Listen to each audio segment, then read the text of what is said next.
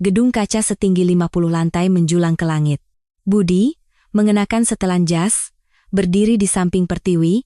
Setelan itu terasa tidak nyaman baginya yang seumur hidup hanya mengenakan pakaian kerja. Memasuki lobi, tatapan para karyawan tertuju padanya. Itu pewaris yang baru ya, katanya cuma lulusan SMP, dulunya kurir. Bisikan-bisikan terdengar. Budi mengangkat kepalanya dengan tegak. Mereka naik lift ke lantai teratas. Di ruang rapat lantai 50, para direksi sudah berkumpul. Sebagian besar pria berusia 50-an dan 60-an. Beberapa kerabat Pertiwi juga terlihat. Semuanya, perkenalkan karyawan baru kita. Budi Hartono, Pertiwi memperkenalkan Budi. Ekspresi para direksi menjadi masam. Lulusan SMP? Berarti ijazahnya cuma SMP, ya? Seseorang mencibir. Pekerja lapangan kok mau tahu soal manajemen? Direktur lain mendengus. Budi duduk tanpa berkata apa-apa. Ia membuka materi yang diberikan Pertiwi, rapat dimulai. Agenda pertama adalah masalah kerugian rute daerah, sudah rugi selama 5 tahun. Kondisi pasar tidak baik, lapor Direktur Pemasaran. Alasan yang sama seperti biasa. Budi membolak-balik materi, lalu mengangkat tangan. Permisi. Ruang rapat menjadi sunyi. Semua mata tertuju pada Budi. Angka di data ini aneh. Budi menunjuk data. Volume barang naik, tapi pendapatan turun. Tidak masuk akal. Wajah Direktur Pemasaran memerah. Anda tahu apa tentang ini? Saya pernah bekerja di wilayah itu. Budi berdiri. Ada volume fiktif yang tercampur. Secara nyata barangnya tidak ada, tapi di atas kertas ada. Para direksi mulai berbisik. Dan dari pusat distribusi sengaja dikirim terlambat sehingga kena denda. Budi berjalan ke papan tulis. Ia mengambil spidol dan mulai menggambar. Rute saat ini seperti ini. Garis-garis rumit tergambar. Tapi jika diubah seperti ini, Budi menggambar garis baru.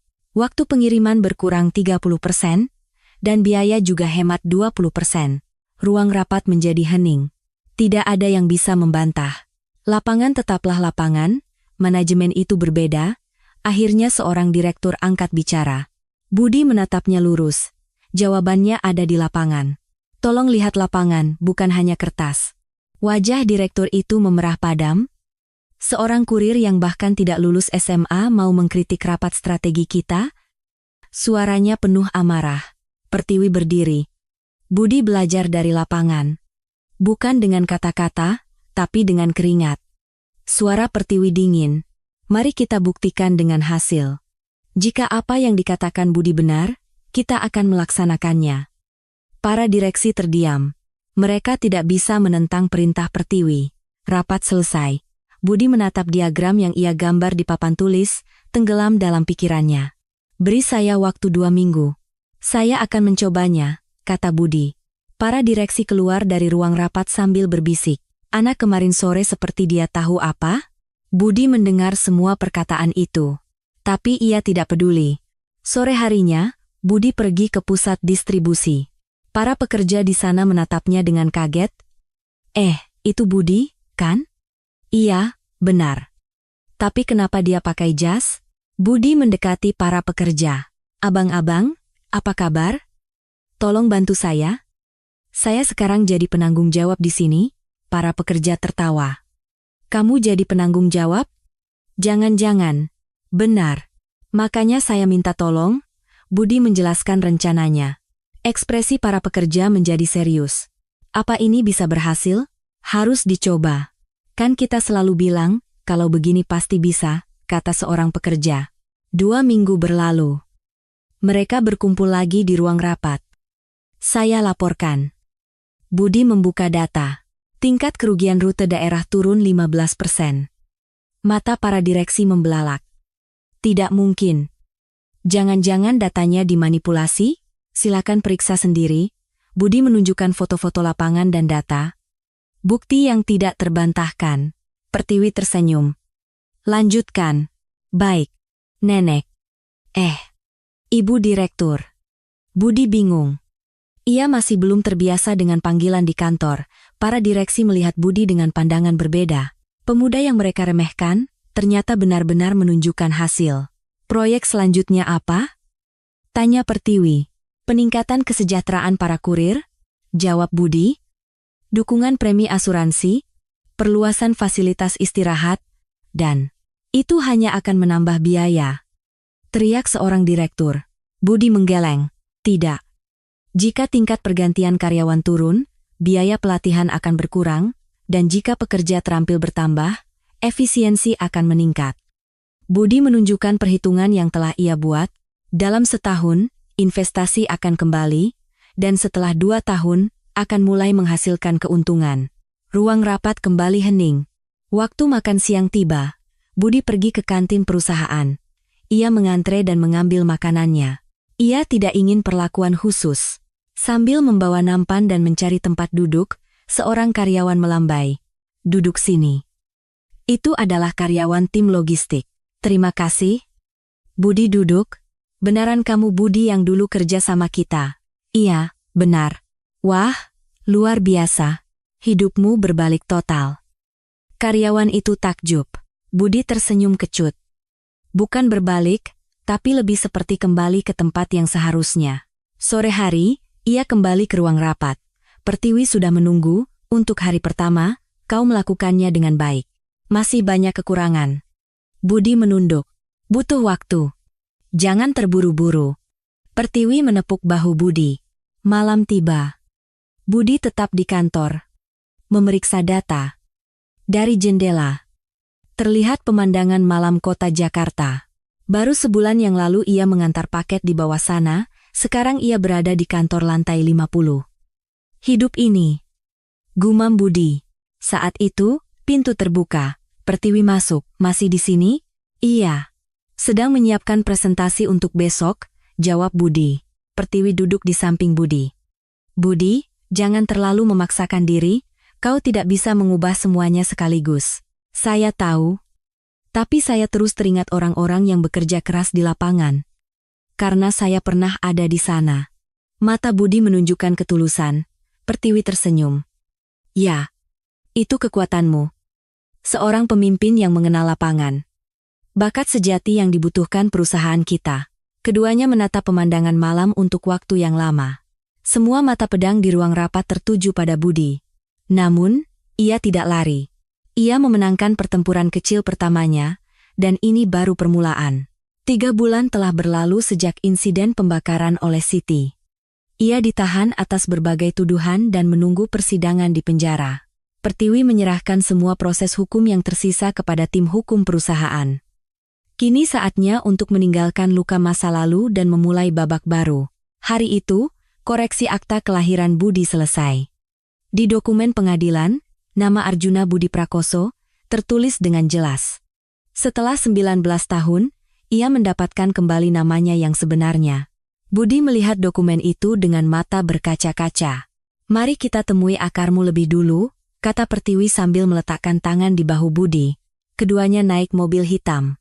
Mobil itu menuju sebuah pemakaman yang tenang di pinggiran Jakarta. Pemakaman itu terletak di atas bukit. Dikelilingi oleh pohon-pohon pinus yang rimbun, dan setiap kali angin bertiup, daun-daun pinus berdesir. Ini adalah pertama kalinya Budi datang ke tempat ini, tetapi entah kenapa hatinya terasa berat. Pertiwi berjalan di depan menaiki tangga. Sesampainya di sebuah ruangan di ujung lantai 3, Pertiwi berhenti sejenak.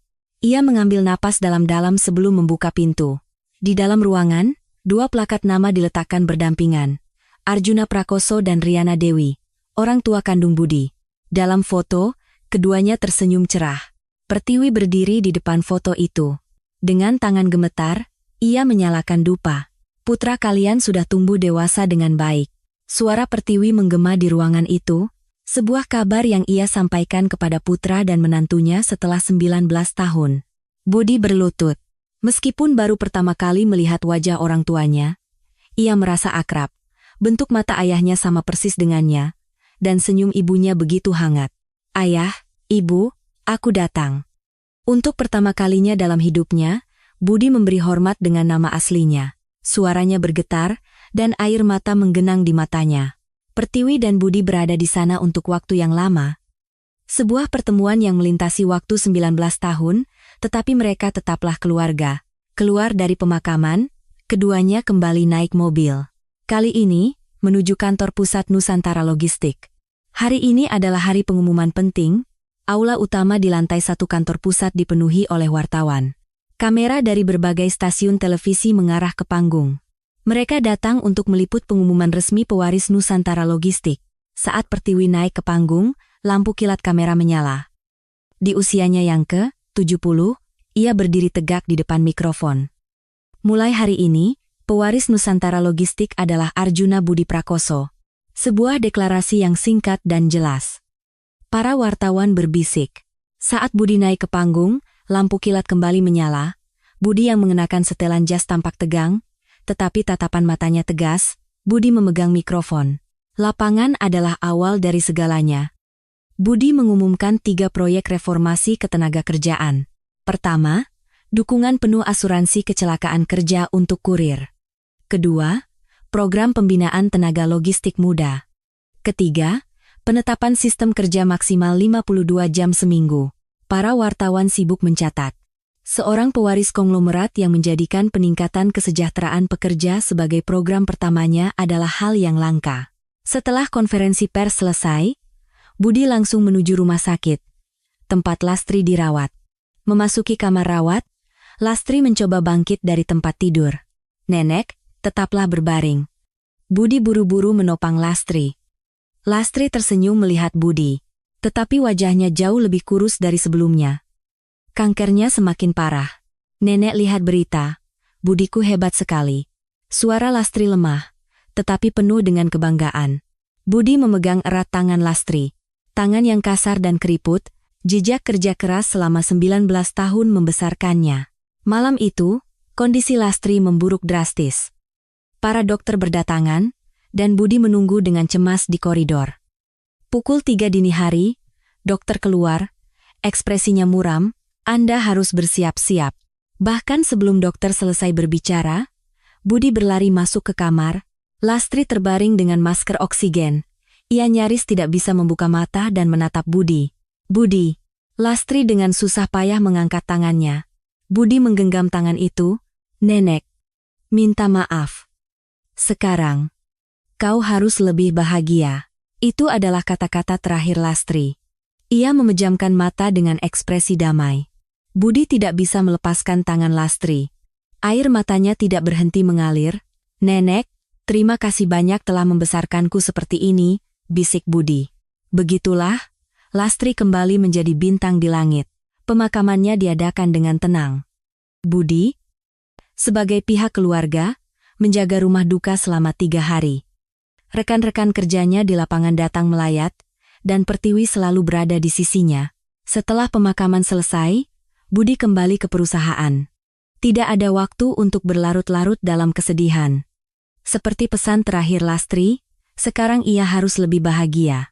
Budi memulai proyek reformasinya secara serius. Setiap hari ia berkeliling ke lapangan dan mendengarkan suara para karyawan. Terkadang, ia mengenakan pakaian kerja dan ikut mengangkut barang. 3 bulan berlalu, perubahan mulai terlihat. Tingkat pergantian karyawan turun 30%, dan produktivitas meningkat 20%. Wajah para karyawan di lapangan juga menjadi lebih cerah. Suatu malam, di kantor, Budi mengeluarkan foto Lastri. Foto itu sudah usang, tetapi senyum Lastri masih tetap hangat. "Nenek, aku melakukannya dengan baik, kan?" Budi berbicara pada foto itu. Saat itu, Pertiwi masuk. Di tangannya ada sebuah bingkai foto. "Letakkan ini di mejamu." Itu adalah foto masa kecil Budi yang ia dapatkan dari nenek Lastri. Budi melihat foto itu dengan mata berkaca-kaca. "Sekarang kita benar-benar keluarga." Pertiwi memeluk Budi. Budi memandang keluar jendela. Pemandangan malam kota Jakarta berkilauan, kebohongan 19 tahun telah berakhir, dan kini era kebenaran telah dimulai. Keluarga baru, awal yang baru. Itulah kehidupan kedua yang diberikan kepada Budi.